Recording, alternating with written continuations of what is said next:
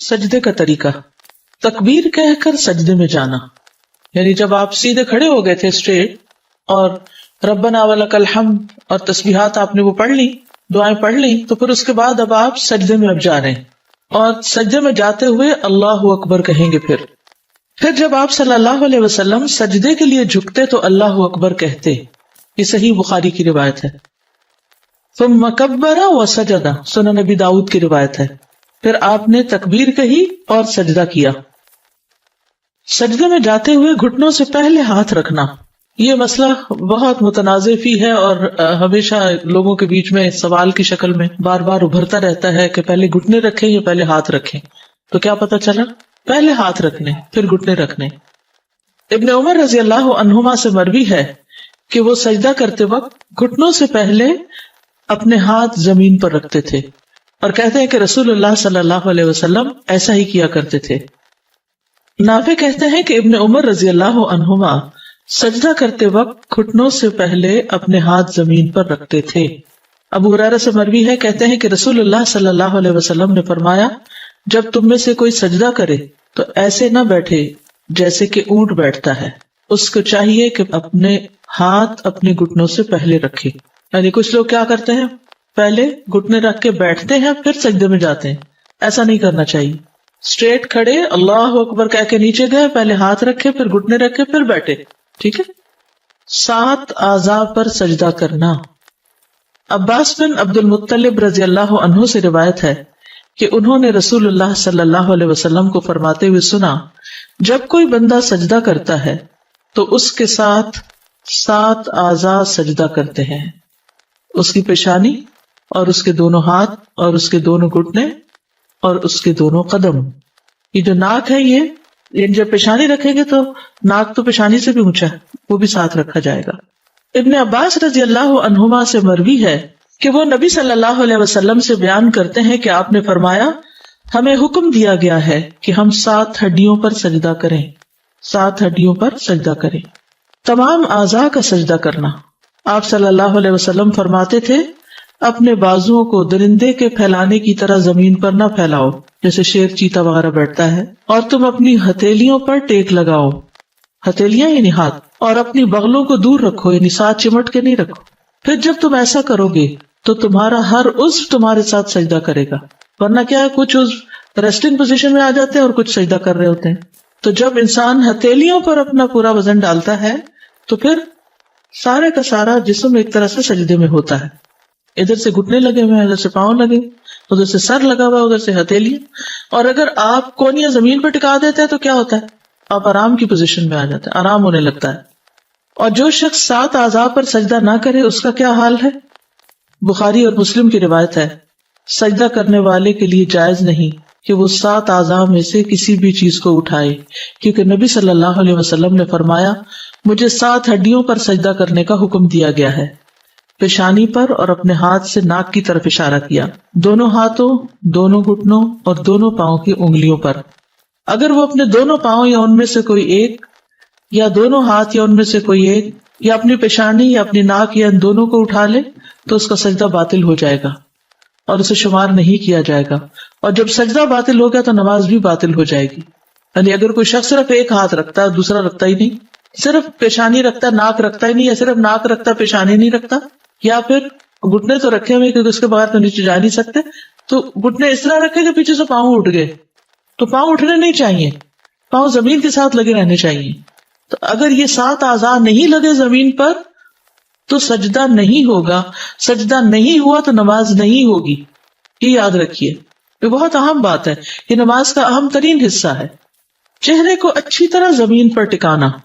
ایک طویل حدیث میں رفاعہ سے روایت ہے کہ نبی صلی اللہ علیہ وسلم نے ایک آدمی سے فرمایا جو نماز پڑھ رہا تھا، اور نبی صلی اللہ علیہ وسلم نے اسے نماز لوٹانے کا حکم دیا اور فرمایا، جب تم سجدہ کرو تو اپنے چہرے اور ہاتھوں کو زمین پر اچھی طرح لگاؤ، یہاں تک کہ تمہاری ہر ہڈی اطمینان کے ساتھ اپنی جگہ پر چلی جائے، ٹھیک ہے، یعنی اچھی طرح ٹک کے کرو سجدہ، جلدی میں نہیں، کیونکہ جو جلدی میں کرتا ہے وہ ایسے ہی جیسے ٹھونگا مار رہا ہو۔ ناک اور پیشانی اچھی طرح زمین پر ٹکانا۔ سنن ترمذی کی روایت ہے، نبی صلی اللہ علیہ وسلم جب سجدہ کرتے تو اپنی ناک اور اپنی پیشانی خوب اچھی طرح زمین پہ جماتے اور اپنے دونوں ہاتھوں کو اپنے دونوں پہلوؤں سے دور رکھتے اور اپنی دونوں ہتھیلیوں کو دونوں کندھوں کے مقابل رکھتے، یعنی دونوں کندھوں کے مقابل آگے، یعنی کہ ایسے باہر کر کے سامنے ہی، یعنی جیسے جہاں کندھے آ رہے ہیں وہیں ہاتھ آ رہے ہیں۔ ابن عباس رضی اللہ عنہما سے روایت ہے کہ آپ صلی اللہ علیہ وسلم نے فرمایا اپنی ناک کو بھی زمین پر رکھ دو تاکہ وہ بھی تمہارے ساتھ سجدہ کرے۔ ناک کو پیشانی کی طرح زمین پر پہنچانا، آپ صلی اللہ علیہ وسلم فرمایا کرتے تھے اس شخص کی نماز نہیں جس نے اپنی ناک کو زمین تک اتنا نہیں پہنچایا جتنا کہ اس کی پیشانی پہنچتی ہے۔ دونوں ہاتھوں کا سجدہ، ابن عمر بیان کرتے ہیں کہ بے شک دونوں ہاتھ بھی سجدہ کرتے ہیں جس طرح چہرہ سجدہ کرتا ہے۔ جب تم میں سے کوئی سجدے میں زمین پر اپنا چہرہ رکھے تو ہاتھ بھی زمین پر رکھے، اور جب چہرہ اٹھائے تو انہیں بھی اٹھا لے۔ ٹھیک ہے، سجدے کے وقت ہاتھ بھی زمین پر، چہرہ اٹھے تو ساتھ وہ بھی اٹھا لیے جائیں۔ ہاتھوں کو دونوں کانوں کے برابر رکھنا، وائل بن حجر سے مروی ہے، انہوں نے کہا اور جب سجدے میں گئے تو اپنے ہاتھوں کو اپنے دونوں کانوں کے برابر رکھا۔ ہاتھوں کو کندھوں کے برابر رکھنا، اب یہاں آپ دیکھیے ایک روایت میں آ رہا ہے دونوں کانوں کے برابر اور یہاں کندھوں کے برابر، تو کندھے اور کان سجدے میں قریب قریب ہی ہوتے ہیں۔ پھر سجدہ کیا اور اپنے دونوں ہاتھوں کو اپنے کندھوں کے برابر رکھا، یہ تھوڑے آگے تھوڑے پیچھے ہو جائے تو کوئی حرج نہیں، دونوں طرح سے ٹھیک ہے۔ ہاتھوں کی انگلیاں قبلہ رخ کرنا، سامنے رکھنا، کچھ لوگ یوں کر کے سجدہ کر رہے ہوتے ہیں، انگلیوں کا اینگل ٹیڑھا ہو رہا ہوتا ہے، نہیں، انگلیاں سیدھی رکھنی ہے۔ محمد ابن عمرو ابن عطا سے روایت ہے، کہتے ہیں کہ آپ صلی اللہ علیہ وسلم جب سجدہ کرتے تو اپنے دونوں ہاتھوں کو رکھتے اس حالت میں کہ نہ زمین پر بچھے ہوتے اور نہ سمٹے ہوتے۔ بچھے ہوتے کا مطلب یعنی یوں کھول کے ایسے نہیں رکھے ہوتے تھے اور نہ یوں اکڑائے ہوتے، جیسے پہلے ہم نے بات کی تھی ہاتھ پکڑنے کی، یعنی کہ نیچرل پوزیشن میں، اور انگلیوں کا رخ سیدھا قبلے کی طرف کرتے تھے۔ واستقبل باطراف اصابعہ القبلہ، یعنی سجدہ کرتے ہوئے ان دونوں ہاتھوں کی انگلیوں کے اطراف قبلے کی طرف، اطراف کناروں کو کہتے ہیں۔ انگوٹھا تو obviously ادھر ہو جائے گا لیکن باقی سامنے کی طرف رہے، ہاتھ کو ٹیڑھا نہ کیا جائے۔ ہاتھوں کی انگلیاں ملانا، وائل بن حجر سے مرفوع ہے کہ جب آپ رکوع کرتے تو انگلیاں کھول لیتے، اسی لیے پھر ہم گھٹنے کو ایک طرح سے پکڑ لیتے ہیں، اور جب سجدہ کرتے تو انگلیوں کو ملا لیتے۔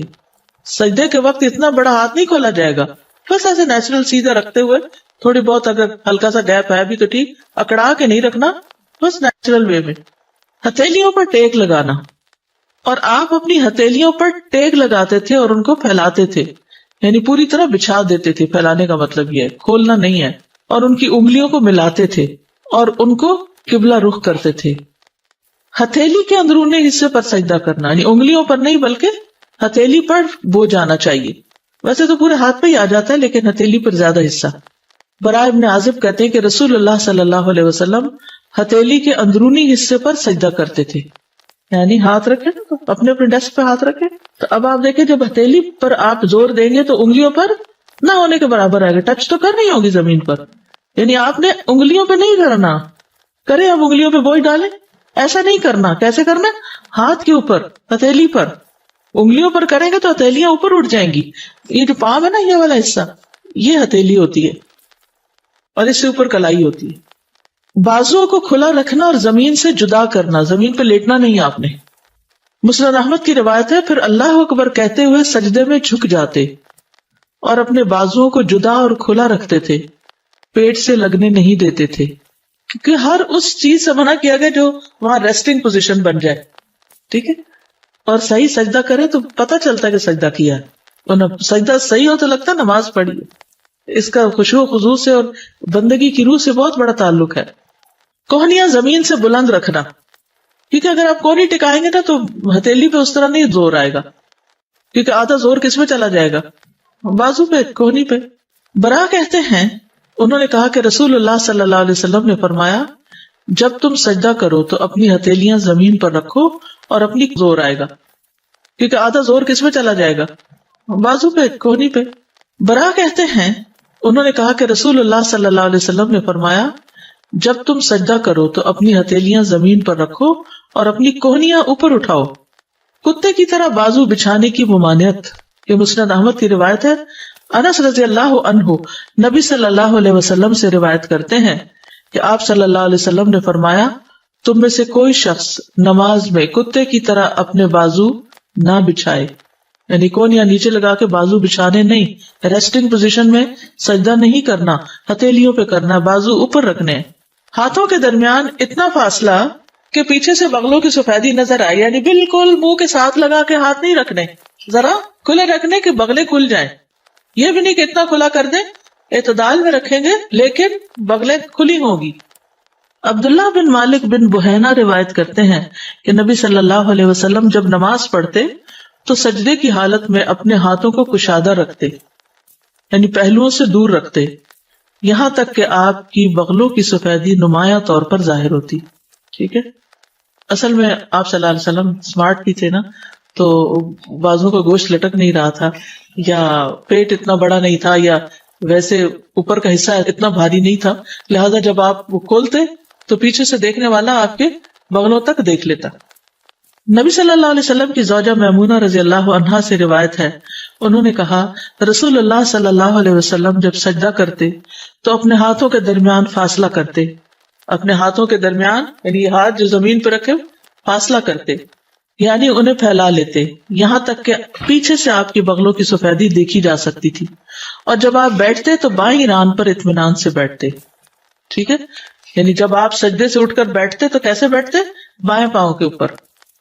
کوہنیوں کو پہلوؤں سے جدا کرنے میں مشقت اٹھانا۔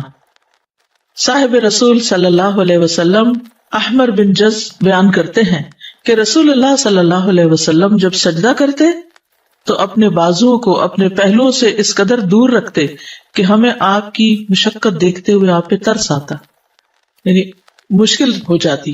اور جب لمبا سجدہ کرے انسان اور اس پوزیشن میں تو اچھی خاصی مشقت ہے اس میں۔ دونوں ہاتھوں کو پہلوؤں سے اتنا دور رکھنا کہ بکری کا بچہ گزر سکے۔ ٹھیک ہے، یعنی دونوں ہاتھ دور رکھنا کہ نیچے سے کوئی چیز بھی گزر جائے تو گزر جائے۔ میمونہ رضی اللہ عنہا بیان کرتی ہیں کہ نبی صلی اللہ علیہ وسلم جب سجدہ کرتے تو اپنے ہاتھوں کو اپنے پہلوؤں سے دور رکھتے، حتیٰ کہ اگر بکری کا بچہ آپ کے ہاتھوں کے نیچے سے گزرنا چاہتا تو گزر سکتا تھا۔ پہلوؤں اور پیٹ کو ران سے جدا رکھنا، یعنی گھٹنوں سے اوپر والے حصے کو ران کہتے ہیں نا، تو پیٹ کو سجدے میں ٹانگ سے نہیں لگنے دینا، ران سے نہیں لگنے دینا، کھلا رکھنا۔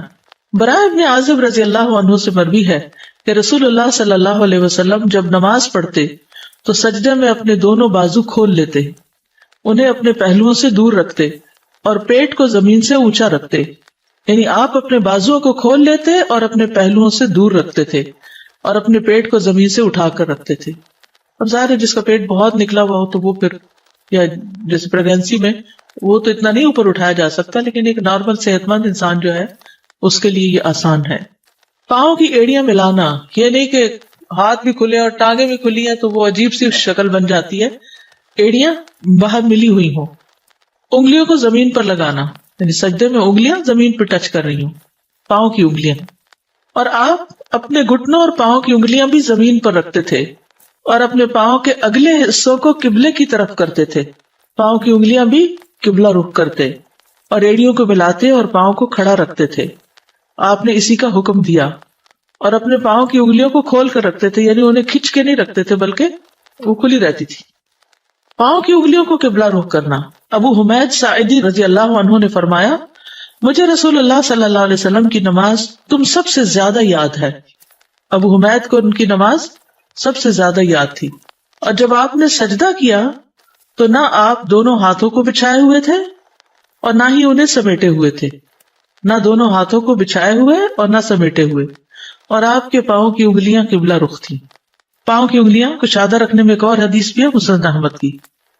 اب سجدے میں اطمینان کا وجوب، اطمینان سے سجدہ کیا جائے۔ انس رضی اللہ عنہ سے روایت ہے کہ اللہ کے نبی صلی اللہ علیہ وسلم نے فرمایا رکوع اور سجود کو مکمل کرو، اللہ کی قسم جب بھی تم رکوع کرتے ہو اور جب بھی تم سجدہ کرتے ہو تو میں اپنی پیٹھ پیچھے تمہیں دیکھتا ہوں، یعنی نبی صلی اللہ علیہ وسلم کو یہ صلاحیت دی گئی تھی کہ وہ سامنے کے ساتھ ساتھ نماز میں لوگوں کو پیچھے سے بھی دیکھ لیں۔ سجدے میں اطمینان محمد صلی اللہ علیہ وسلم کی سنت ہے۔ حذیفہ رضی اللہ عنہ سے روایت ہے کہ انہوں نے ایک شخص کو دیکھا جو اپنا رکوع اور سجدہ پوری طرح نہیں کرتا۔ جب اس نے اپنی نماز پوری کر لی تو حذیفہ رضی اللہ عنہ نے اس سے فرمایا کہ تم نے نماز ہی نہیں پڑھی، ابو وائل راوی کہتے ہیں میں خیال کرتا ہوں کہ حذیفہ رضی اللہ عنہ نے یہ بھی فرمایا کہ اگر تو ایسی نماز پہ مر جاتا تو محمد صلی اللہ علیہ وسلم کی سنت پر نہ مرتا. کیا نہیں کر رہا تھا؟ رکوع اور سجدہ پورا نہیں کر رہا تھا. تو جو رکوع اور سجدہ اطمینان سے نہ کرے، اس کو پورا طور پر ادا نہ کرے، تو وہ گویا ایسے ہی جیسے نماز ہی نہیں پڑھی اس نے. صحیح سجدہ نہ کرنے والا ملت محمد صلی اللہ علیہ وسلم پر نہیں ہوگا. ایک اور روایت میں، صحیح بخاری کی روایت میں ہی ہے کہ حضرت حذیفہ نے ایک شخص کو جب دیکھا کہ نہ رکوع پورا کرتا نہ سجدے، تو انہوں نے کہا تم نے نماز ہی نہیں پڑھی. اگر تم مر گئے تو تمہاری موت اس فطرت پر نہیں ہوگی جس پر اللہ نے محمد صلی اللہ علیہ وسلم کو پیدا کیا. درست سجدے پر نماز کی قبولیت اور عدم قبولیت کا انحصار ہے. ابو ہریرہ رضی اللہ عنہ سے مرفوع روایت ہے کہ ایک آدمی 60 سال نماز پڑھتا ہے لیکن اس کی نماز قبول نہیں ہوتی. شاید اس کی وجہ کیا ہو کہ وہ رکوع تو پورے کرتا ہو لیکن سجدے مکمل نہ کرتا ہو، یا سجدے پورے کرتا ہو لیکن رکوع پورے نہ کرتا ہو. اتنی اہم بات ہے یہ. ابو مسعود انصاری بدری نے کہتے ہیں کہ رسول اللہ صلی اللہ علیہ وسلم نے فرمایا اس شخص کی نماز کافی نہ ہوگی جو رکوع اور سجدوں میں اپنی پیٹھ سیدھی نہ رکھے. جو رکوع اور سجدوں میں اپنی پیٹھ سیدھی نہ رکھے اس کی نماز کافی نہیں. امام ترمذی کہتے ہیں کہ امام شافعی، احمد اور اسحاق ابن راہویہ کہتے ہیں کہ جس نے رکوع اور سجدوں میں اپنی پیٹھ سیدھی نہ رکھی تو اس کی نماز فاسد ہے. سجدے کو مکمل کرنا. زید بن اسلم سے روایت ہے، انہوں نے کہا کہ ہم انس بن مالک رضی اللہ عنہ کے پاس گئے. انہوں نے پوچھا کہ تم نے نماز پڑھ لی؟ ہم نے کہا ہاں. آپ نے لونڈی سے فرمایا میرے لیے وضو کا پانی لاؤ. میں نے کسی ایسے امام کے پیچھے نماز نہیں پڑھی جو تمہارے اس امام سے بڑھ کر رسول اللہ صلی اللہ علیہ وسلم جیسی نماز پڑھتا ہو. زید نے کہا عمر بن عبدالعزیز رکوع اور سجدے مکمل کرتے تھے اور قیام اور قعود ہلکا کرتے تھے. یہ بہت لمبا قیام اور بہت لمبا تشہد نہیں پڑھتے تھے لیکن رکوع اور سجدے بہت اطمینان سے ادا کرتے تھے. تو میک شور کہ رکوع اور سجدہ ٹھیک ہو. اطمینان سے ٹک کے سجدہ کرنا. سنن نبی داؤد میں نبی صلی اللہ علیہ وسلم کا فرمان ہے اور جب سجدہ کرو تو ٹک کر سجدہ کرو. فمکن لسجودک، حتیٰ کہ جوڑ مطمئن ہو جائیں. پھر اللہ اکبر کہے، سجدہ کرے حتیٰ کہ اس کے جوڑ اطمینان سے ٹک جائیں. ہر عضو کا اپنی اپنی جگہ پہ ٹکنا. سنن نبی داؤد کی روایت میں نبی صلی اللہ علیہ وسلم کی نماز کے بارے میں آتا ہے اور سجدہ کیا اور اپنی ہتھیلیوں کو زمین پر رکھا، پھر کوہنیوں کو پہلوؤں سے دور کیا حتیٰ کہ ہر عضو اپنی جگہ پہ ٹھہر گیا. یعنی یہ پرائم ٹائم ہے، نماز کا پیک ٹائم ہے کہ جس میں انسان بندگی کا شدید اظہار کر رہا ہوتا ہے، تو اس کو بہت صحیح طور پر ادا ہونا چاہیے. جلدی جلدی سجدہ نہ کرنا. ابو عبداللہ اشعری سے روایت ہے، کہتے ہیں کہ رسول اللہ صلی اللہ علیہ وسلم نے اپنے اصحاب کو نماز پڑھائی، پھر ان کے ایک گروہ میں بیٹھ گئے. ایک آدمی آیا، وہ کھڑے ہو کے نماز پڑھنے لگا تو وہ رکوع کرتا اور سجدے ایسے کرتا جیسے ٹھونگے مارے جاتے ہیں، جلدی جلدی بس ٹھک ٹھک. تو نبی صلی اللہ علیہ وسلم نے فرمایا کیا تم لوگ اس کو دیکھ رہے ہو؟ جو شخص اس حالت میں مر گیا وہ اس حالت میں مرے گا کہ محمد کی ملت پر نہ ہوگا صلی اللہ علیہ وسلم. یہ شخص اس طرح نماز میں ٹھونگے مار رہا ہے جیسے کوا خون میں ٹھونگے مارتا ہے، یعنی کوئی اپنا شکار کھانے کے لیے. تو وہ شخص جو رکوع کرتا ہے اپنے سجدے میں ٹھونگے مارتا ہے، اس کی مثال ایسے بھوکے شخص کی ہے جو 1 یا 2 کھجوریں کھائے تو یہ اس کی بھوک کو کیا مٹائے گی. اچھی طرح مکمل وضو کیا کرو، ایڑیوں کے لیے آگ کا عذاب ہے. رکوع اور سجدوں کو مکمل کیا کرو. کس قدر تاکید اور کتنی زیادہ اہمیت ہے کہ انسان اپنا وضو بھی صحیح کرے، رکوع اور سجدے بھی ٹھیک کرے. پھر مرغے کی طرح ٹھونگے مارنے سے بچنا چاہیے. نبی صلی اللہ علیہ وسلم نے 3 باتوں سے منع کیا ہے. نماز میں مرغے کی طرح ٹھونگے نہ مارو، کتے کی طرح نہ بیٹھو، اور لومڑی کی طرح ادھر ادھر نہ دیکھو. ٹھیک ہے؟ کتا بازو بچھا کے جو آگے بیٹھتا ہے نا، یا ایک ٹانگ اٹھا کے جو بیٹھتا ہے. مکمل سجدہ نہ کرنے والا نماز کا چور ہے. رسول اللہ صلی اللہ علیہ وسلم نے فرمایا لوگوں میں سب سے بدترین چور وہ ہے جو اپنی نماز میں چوری کرتا ہے. لوگوں نے پوچھا اللہ کے رسول انسان اپنی نماز میں کس طرح چوری کر سکتا ہے؟ آپ نے فرمایا اس طرح کہ وہ اس میں رکوع اور سجود مکمل نہ کرے، یا فرمایا جو رکوع اور سجود میں اپنی پشت سیدھی نہ رکھے، یعنی اسٹریٹ نہ رکھے. سجدہ پورا نہ کرنے والے کے لیے وعید. علی بن شیبان جو اپنے قبیلے کے وقت میں شامل تھے، انہوں نے فرمایا ہم لوگ اپنے علاقے سے نکلے یہاں تک کہ رسول اللہ صلی اللہ علیہ وسلم کی خدمت میں حاضر ہوئے. ہم نے آپ کی بیعت کی، آپ کے پیچھے نماز ادا کی. آپ نے آنکھ کے کنارے سے ایک آدمی کو دیکھا جو اپنی نماز صحیح ادا نہیں کر رہا تھا، یعنی رکوع اور سجدے میں کمر ٹھیک نہیں رکھ رہا تھا. جب نبی صلی اللہ علیہ وسلم نماز سے فارغ ہوئے تو فرمایا اے مسلمانوں کی جماعت، اس شخص کی کوئی نماز نہیں جو رکوع اور سجدے میں کمر سیدھی نہیں کرتا.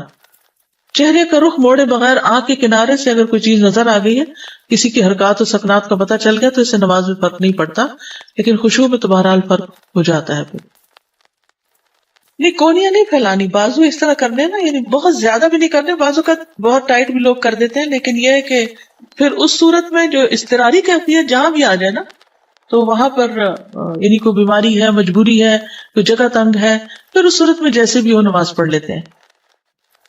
سمجھ آتا ہے، لیکن سجدے میں پشتا سیدھا سجدے میں پشت مراد یہ ہے کہ یوں نیچے کو نہیں گجو جانا چاہیے، یوں نہیں ہونی چاہیے، یوں ہونی چاہیے، ٹھیک ہے، یوں بل نہیں ہونا چاہیے، اس میں جھکاؤ نہیں ہونا چاہیے، اسٹریٹ سر سیدھا، یعنی پیٹھ اور سر کے بیچ میں جو ریڑھ کی ہڈی ہے وہ اسٹریٹ رہے، اس میں کب نہ آئے. اگر کسی کا ویسے بڑھاپے کی وجہ سے آ گیا تو اور بات ہے، یا یہ کہ اندر کی طرف نہ جھکا ہو. جتنی بھی ریسرچ کی گئی ایک حدیث بھی یعنی کہ عورت ایسے سجدہ نہ کرے، یہ علماء نے اپنی طرف سے کہا ہے. تو جب علماء اپنی طرف سے کہیں اور عورتیں سجدہ غلط کرتی رہیں اور اپنی نمازیں خراب کریں تو اس کو ماننا ضروری نہیں. اور کہتے ہیں کہ نہیں پردے کی وجہ سے، آپ دیکھیے گھر میں نماز پڑھ رہی ہے نا، اسی لیے تو عورت کا گھر میں نماز پڑھنا اور اندر والے حصے میں پڑھنا زیادہ بہتر ہے.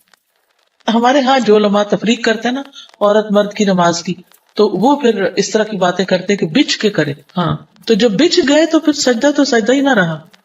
7 ہڈیوں کا خیال رکھے تو صحیح سجدہ ہو جائے گا. 2 سجدے ہیں، آپ نے ایک سجدہ کیا اور ایک آپ کو یاد نہیں کہ آپ نے دوسرا کیا کہ نہیں، اب آپ نے سجدہ سہو ایک اور کر لیجئے اسی وقت اگر کر رہے ہیں، اوکے، اور اس کے بعد سجدہ سہو کر لیں. لیکن ایک سجدہ جب ہو گیا تو آپ کا رکن کمپلیٹ ہو گیا؟ نہیں، ایک سے تو رکن نہیں کمپلیٹ ہوگا، ایک رکعت اور پڑھیے، کیونکہ ہر عضو کو سجدہ کرنا ہے نا، ہر عضو کو سجدہ کرنا ہے. یعنی جب ایک چیز بھی آپ اپنی جگہ سے ہٹائیں گے تو اس کا اثر صرف اس پہ نہیں رہے گا، اور حصے پہ بھی چلا جائے گا. جب تک سجدہ یعنی پرفیکٹ ہوگا تو سارا ہی ہوگا، اگر ایک حصہ خراب کیا تو باقی بیلنس بھی بگڑ جائے گا.